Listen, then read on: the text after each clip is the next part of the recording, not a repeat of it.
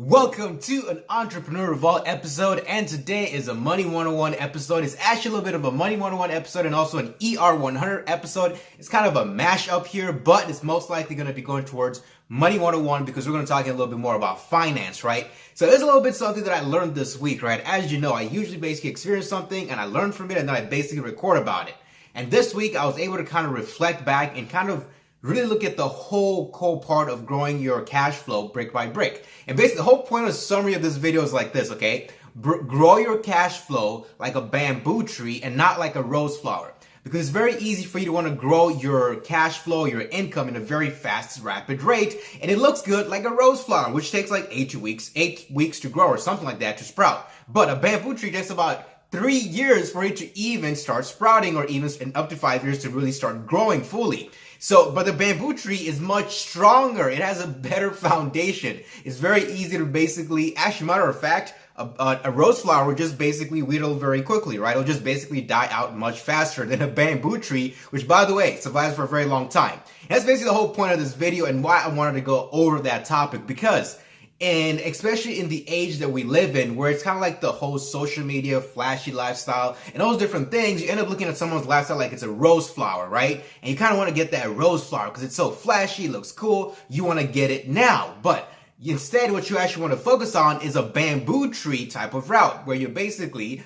building your layers down right now, and it might take 3 to 5 years to fully really start seeing it grow that cash flow. And the reason why it's important for you to take this route is because if you grow something rapidly very fast, it means that it can, guess what, die out even faster. That's a very simple classic rule when it comes to anything, right? You know, if you sprint very fast, you're going to get tired pretty fast. But when it comes to your money, you are running a marathon that's basically very, very, very long. So there's a couple of things that I've been able to learn over the years, right? So the first thing is, you want to first of all focus on one foundation, right? You want to focus on building the co-foundation. Now that can be your full-time job.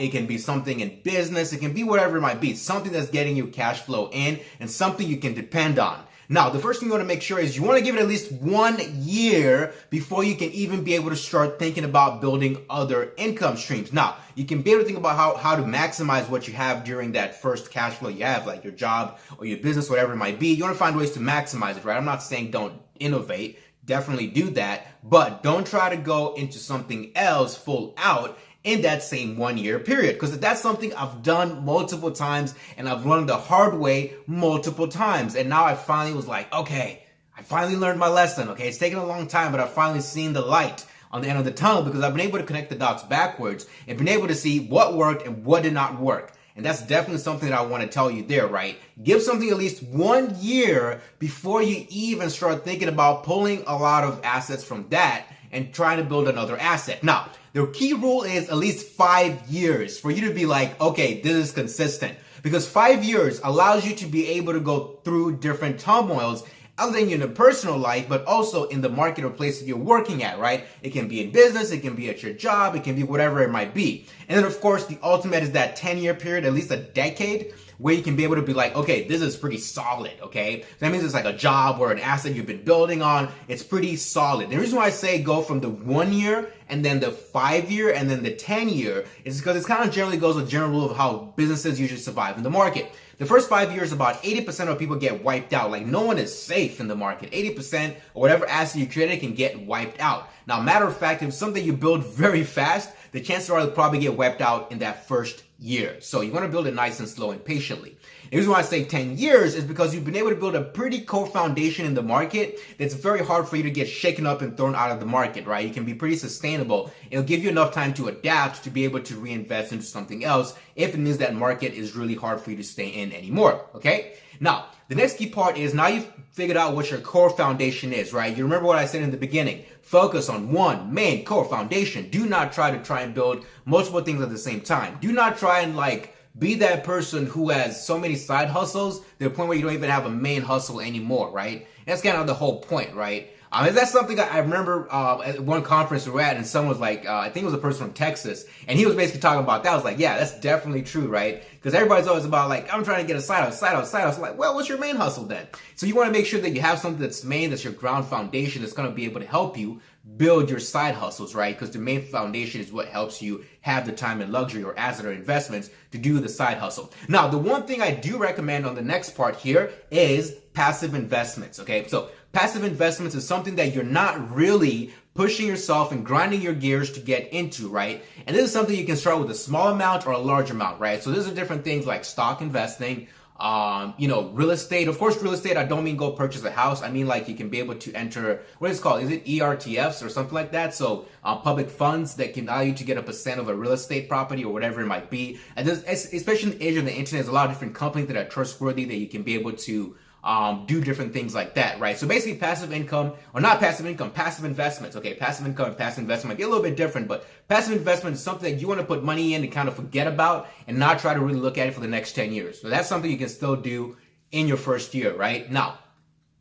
and the next step part is now when you're going to building the next assets, right? Now, the one thing I do highly recommend, something else I learned so painfully hard, especially in the last 2 weeks, is you want to try and stay as close as you can in the market share you are already in. Okay, so it doesn't make sense for you to basically, let's say for example, your main hustle is in healthcare, right? You might be a person who's in the healthcare space, that's where you're working, or you have a business in healthcare. And then all of a sudden you decide that you're gonna go and to the other opposite side and do something like, I don't know, as in maybe health, you can still be kind of in the cooking part, so that's kind of closely related, but it's still kind of like you want to kind of stay close in that market space as you can. So you don't want to go from like healthcare to an internet hustle as far as in technology and software. It's like, it doesn't make sense, okay? And basically what I'm trying to say is this, and by the way, before you even start saying, well, if you're a person who's a health expert and you're trying to build an application in the healthcare space, like, doesn't that mean that you're in the same space still? No. I'm not here talking about industries like that. I'm talking about the technology, your co-foundation of whatever you started with. So if you're a person who's really, really good at building softwares, it really does give you an opportunity to be able to enter into different market shares at the core foundation. You're providing a software-based service, okay? If you're a person who's a SaaS, okay, so basically subscription-based businesses, you want to stay as close as you can in a SaaS market. You do not want to flip the other side to physical goods, because that's different market space. You have to learn a lot of different things, and that's what I had to learn the hard way as well when I was trying to kind of create another revenue stream coming in. And the reason why I'm saying this is because of this, okay? So when you're building your second income stream or whatever it might be, it's supposed to support your main income stream one way or the other.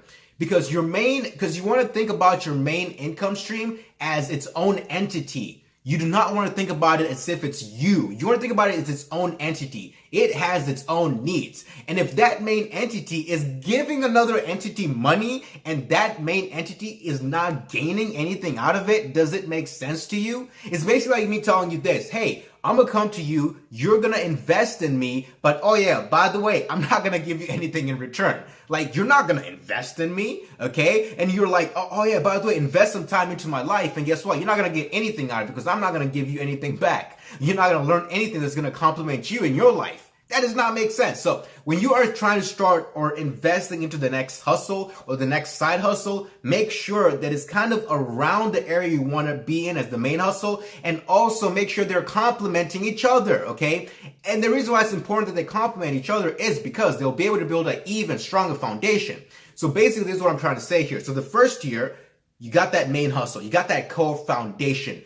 And then after you call that core foundation, in year number 1 to year number 5, you can be able to build things that are going to complement the main hustle, which means that main hustle will be able to increase its lifespan by having more life support from all these other entities. And this is why if you look at big corporations like, let's say for example, like Microsoft did not decide all of a sudden they're going to start a food franchise.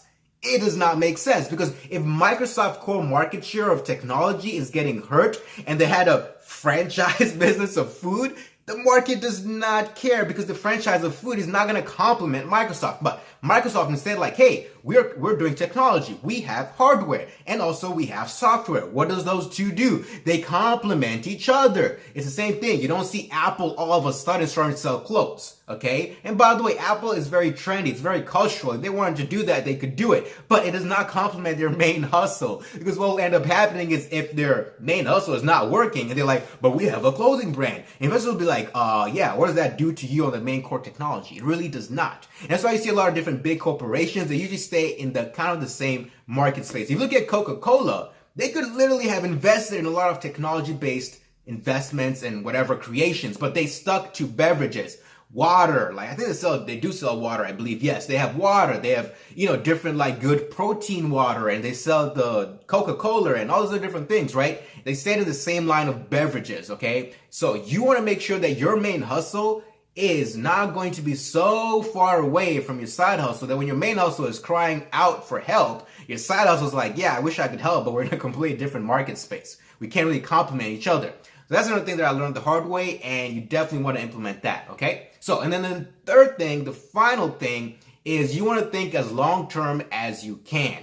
And I'm talking about long-term. I'm talking about like passing on after you're gone, okay? Like that's how long-term you want to think. The reason why this is very big is because if you are building something, like say for example, your main hustle is you actually putting in hours for you to get a paycheck out on the other end, then you want your side hustle to be kind of the same industry, but you want it to be able to run itself and sustain itself so that when you retire from your main hustle, the other hustle can still be able to be punching in work for you while you can be able to do other different things without necessarily having to clock in hours. Now, you want to even think way more long-term than that. You want to think about like, hey, if your kids ever interested in business or that same market space, can they end up taking on the company over for you? Can they end up taking on that hustle for you? So you want to think as long-term as you can, because what that ends up doing is you play the game to your own beat and drums. And this is the whole part back to the main start of the video, right? You want to build a foundation of a cash flow like a bamboo tree, not like a rose bush or whatever it might be. It looks beautiful, it looks pretty, it looks flashy on Instagram, but guess what's going to happen? It's probably going to die out faster than a bamboo tree. And a bamboo tree does not necessarily look sexy like a rose, right? It really does not. And also it takes 3, 4, 5 years to grow, which is way longer than 8 weeks of a rose. So you want to think very, very long term. How do you want to build your bamboo tree forest, right?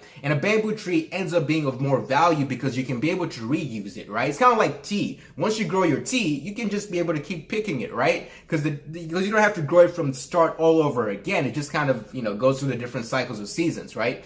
That's kind of what you want to think about when you're building those foundations. I hope that made sense to you. It made a lot of sense. Actually, making this video made a lot more sense to what I was also thinking. So it just also kind of helped me as well. So anyway, guys, thank you very much for watching this video. Yeah, I think that's about it. I think it's very important that you want to think about that perspective. I think it's very key because it also makes the journey a little bit more fun because you're playing to your own beat and drums, and you're not necessarily trying to keep up with the Kardashians or whatever it might, or the Jones, I'm sorry. Maybe keeping up with the Kardashians might be more than keeping up with the Jones, I don't know. But basically what I'm trying to say is like, you don't want to look at someone else's hustle and be like, oh my goodness, look at that beautiful rose. It's so nice and shiny, whatever it might be. And you try to go get that rose, and then you find out it's really not the way it was intended to be. And you want to focus on the bamboo tree because that flashy whatever lifestyle you might see somebody else is killing it at might not be exactly what they're killing it at. It might just be a rose, very beautiful and just very short term. And that's the main thing about also businesses. Businesses that end up focusing so much on profits in the beginning, which is basically, let me show you a perfect example.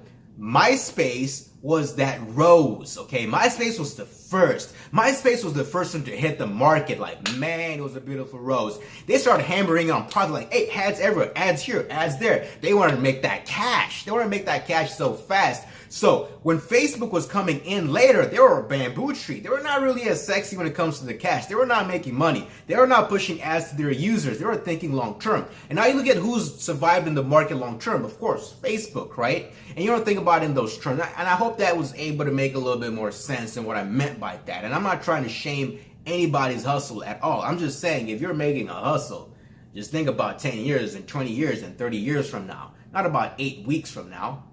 More like, where do you want it to be 30 years from now? Do you want it to still be sustainable 30 years from now? That's the main question. Because at the long term, if you are able to create more recurring revenue during a 30-year span compared to a person who had a big sprout in 1 year and then that thing died off 2 years later, the person who ends up surviving for 30 years will be able to generate a more of a, long haul cash flow than compared to the other person who had a big, spike up and then out of nowhere they're just gone, okay? Thanks so much for watching this video. Kind of ran a little bit towards the end, but yeah, we'll get back at it. Peace out.